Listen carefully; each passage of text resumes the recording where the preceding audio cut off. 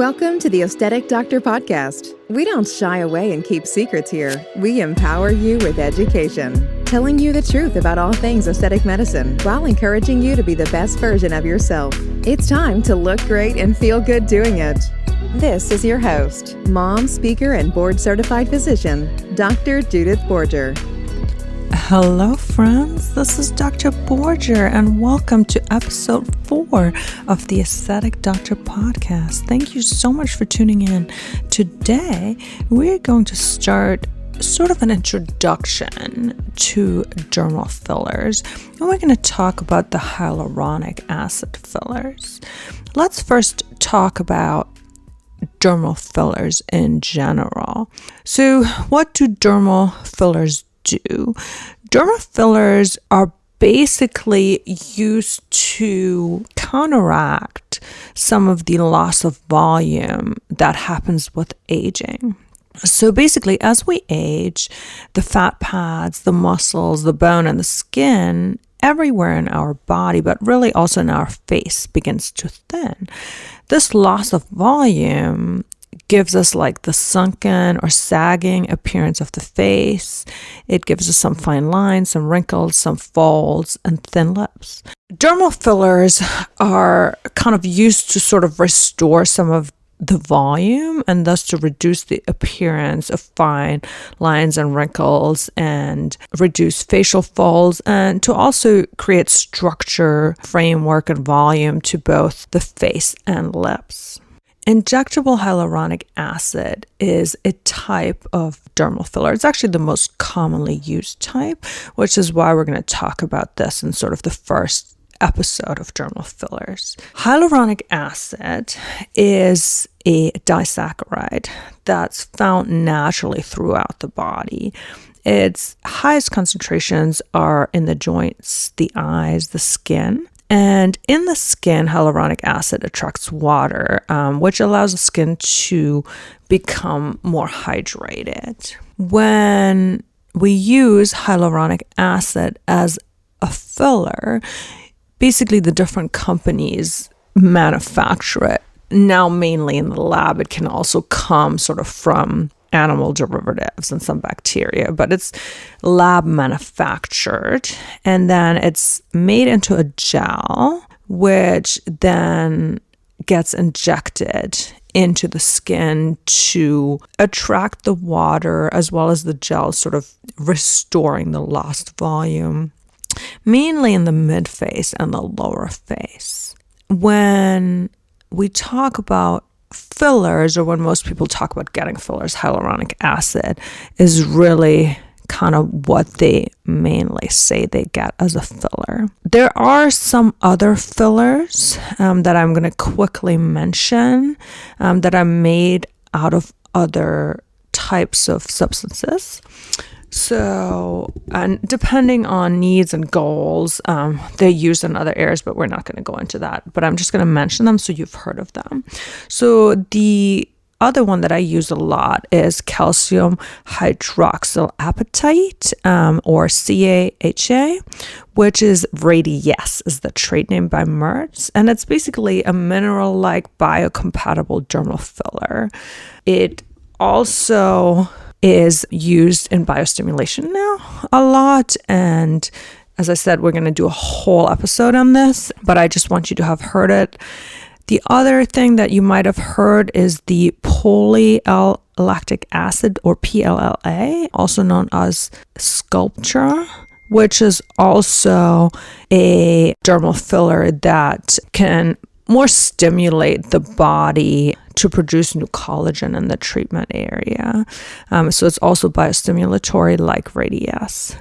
Another type of dermal filler that I don't actually use in my practice, but that I want to mention for completeness, is PMMA, or polymethyl methacrylate, which is Bellafill, and it's basically biocompatible microspheres.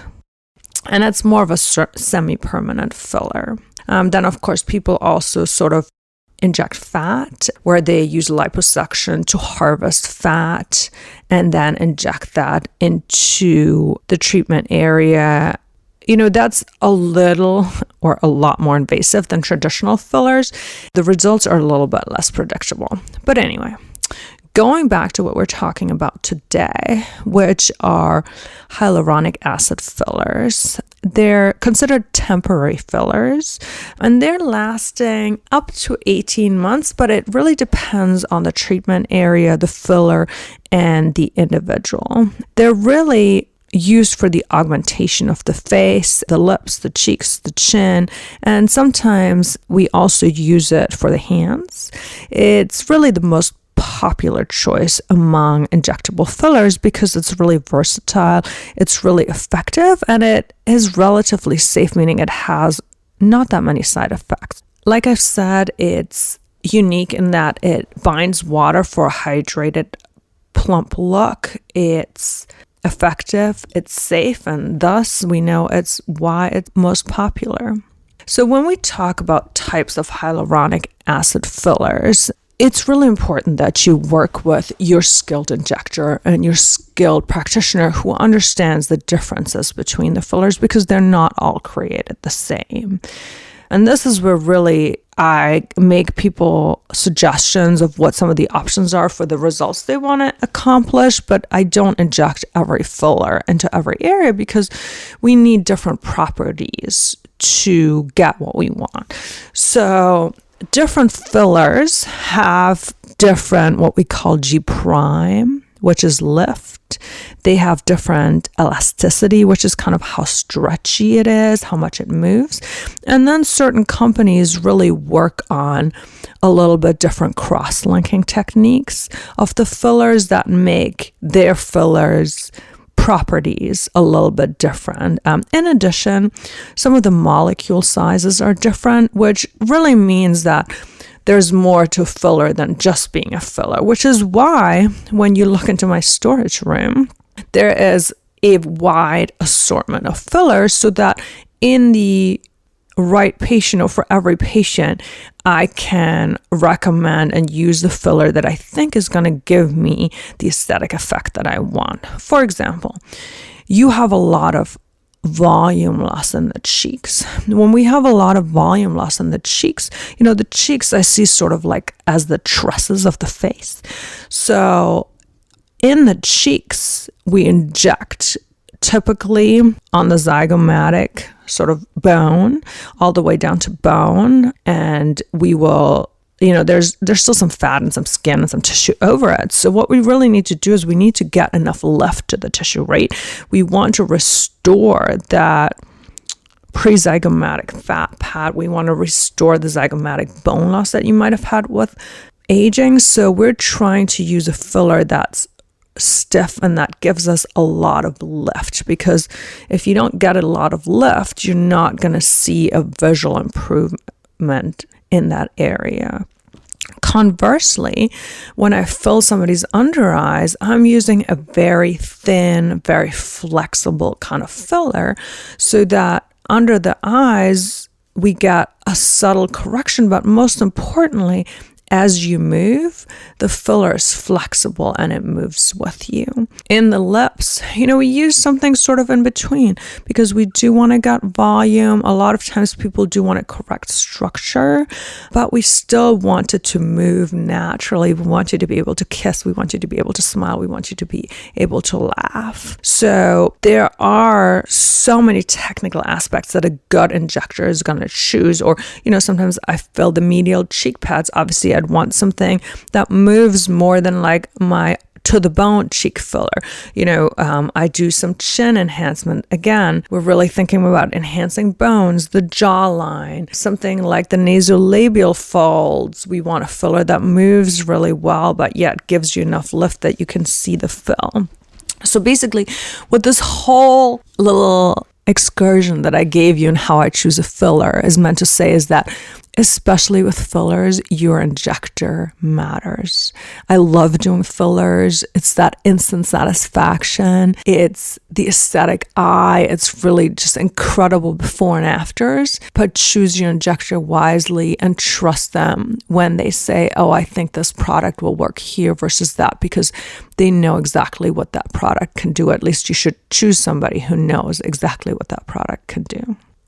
Talking a little bit about what you need to consider is really how long it lasts. So outcomes and longevity really vary again from patient to patient, and they're influenced by things like the location of the injection, individual properties of the filler, like I just talked about, the age of the patient, and the characteristics of the patient's skin.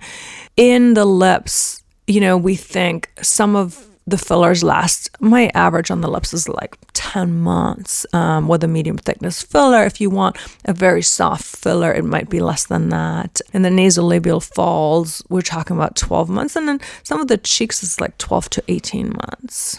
But, they slowly get broken down by your skin over time. So it's not like they just drop off. They kind of slowly soften and disappear.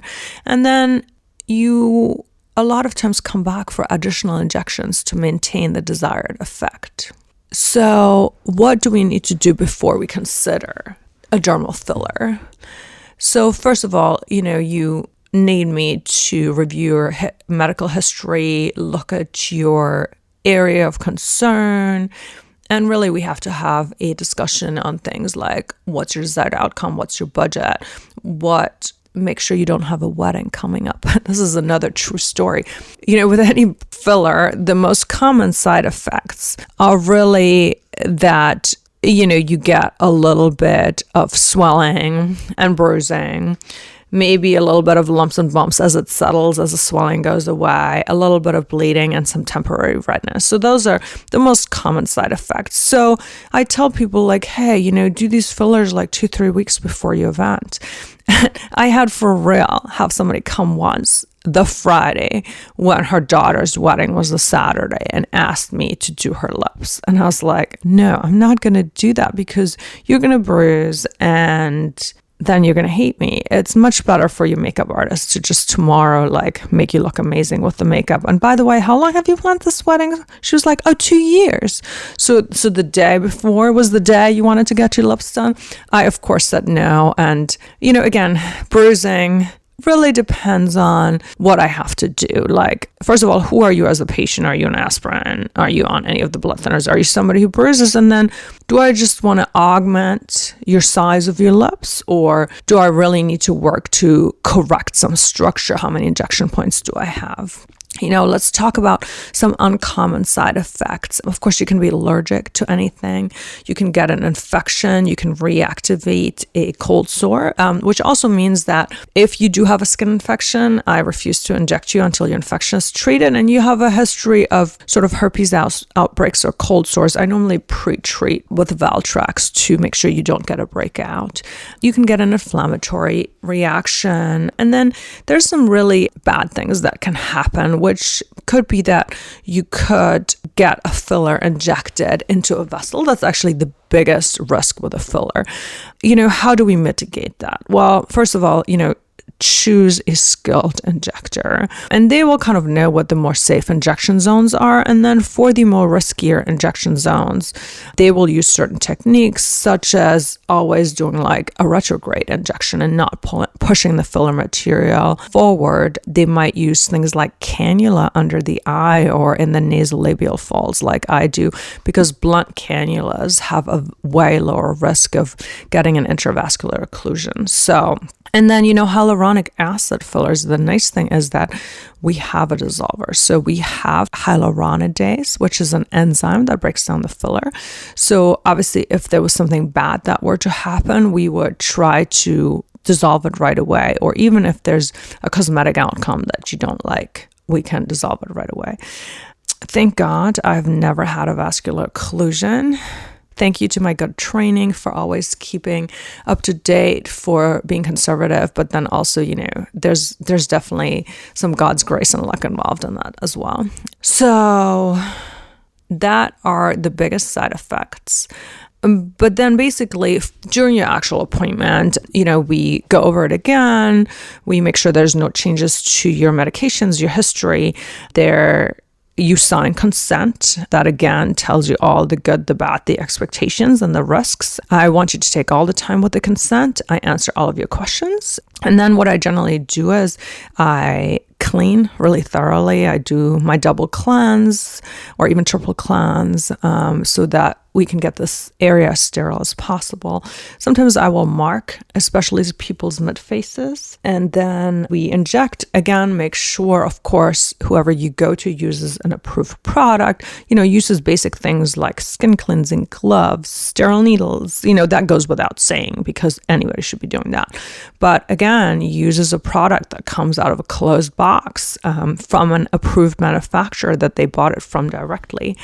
And then we inject it, and depending on where you get it injected, it can take anywhere from 10 minutes to like 20, 25. And then voila, immediately you might be a little bit swollen, but over 2 weeks it all settles. But really the nice thing is that you kind of see that immediate improvement. You leave my office and your cheeks look amazing. You leave my office and your lips look amazing. And it's very rewarding because it's that immediate gratification. The other thing that I forgot to mention is that certain areas I also put topical numbing on, such as the lips. And I sometimes will do a lidocaine nerve block too to make it as comfortable as possible. We talk about what you really want, but then we inject you. And it is one of my favorite procedures to do because I think in dermal fillers, first of all, it's a great before and after, but then there's this really aesthetic side to it, other than knowing the anatomy and knowing how filler will work. It really, how it's placed makes such a difference. So fillers are such an art. Fillers are such a science. I love doing them. It's probably the second most common procedure I do in my office after Botox or Botox products.